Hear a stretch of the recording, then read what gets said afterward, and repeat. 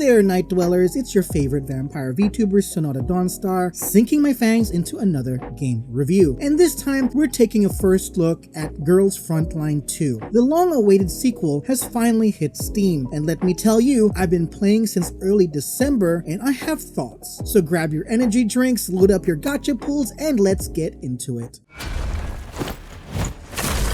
Right off the bat, let's talk about how insanely different this game looks compared to its predecessor. Girls Frontline 2 is like the glow-up of the century. We've gone from 2D anime sprites to full-on high graphics 3D models that are absolutely gorgeous. The girls are more detailed, the environments are stunning, and if you crank up the settings, you can even hit 120 FPS. But this shift in style doesn't just look good, it makes the whole experience feel more immersive. The in-game cinematics are super detailed, dramatic, and packed with dark, emotional moments that genuinely caught me off guard. However, there is a small hiccup. The voiceover and subtitles don't always sync up, which can be pretty jarring during intense story moments. It sometimes pulls me out of the immersion, especially when a dramatic line hits with an awkward delay. Hopefully a fix is on the way, but considering this issue has been present since release and still hasn't been addressed, I'm not holding my breath.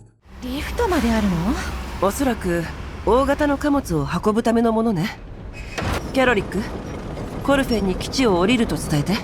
The main story, actually really intriguing. It's got a darker tone and it's not afraid to throw some heavy stuff at you. And trust me, I live for the drama. The storytelling is done in a visual novel style, which has its pros and cons. On one hand, it allows for a lot of dialogue and character interactions, making the story feel rich and immersive. But on the other hand, the lack of live 2D models make these sections feel static compared to other games with more animated cutscenes. The characters are voice acted, but the models used in these scenes are mostly static images with just their eyes and mouths moving. It definitely makes me appreciate the fully rendered cinematics even more. 怖くない怖くない。誰もヘレナちゃんをいじめたりしませんからね。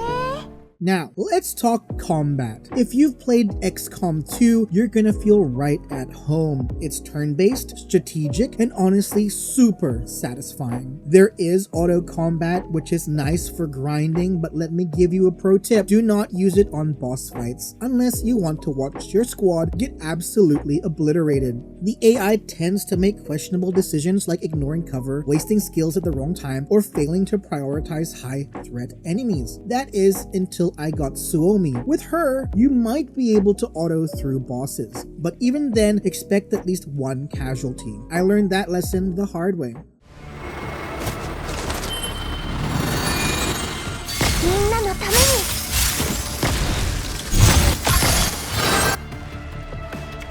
Beyond the main story, there are a bunch of events to keep things interesting. Right now, there's a coffee shop event, and honestly, it's adorable. Nothing like running a cozy little cafe in the middle of a war zone, right? Then there's the refitting room where you upgrade the girls, level up weapons, and attach weapon attachments that you found in the dungeons. And of course, this is where you can slap on any costumes you've earned, or let's be real, bought. Speaking of outfits, the public area is where you can interact with your girls, gift them items, and even cycle through different poses while visiting their rooms. Some premium outfits supposedly come with unique interactions, but I can't confirm that since my wallet is still empty.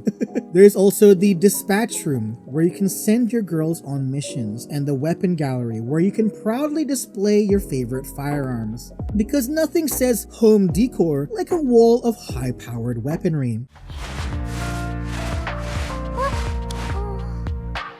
Alright, let's get into the part that every gacha player dreads.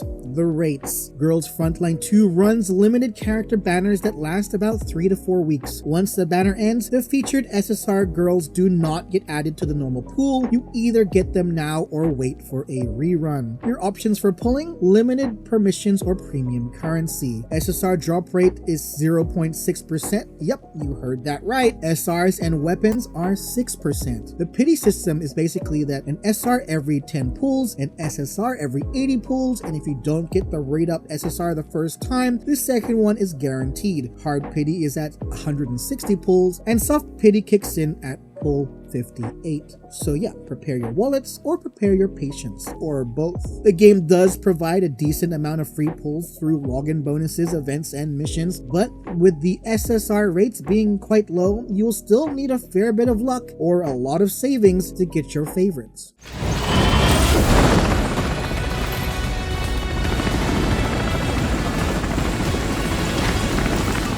So let's summarize.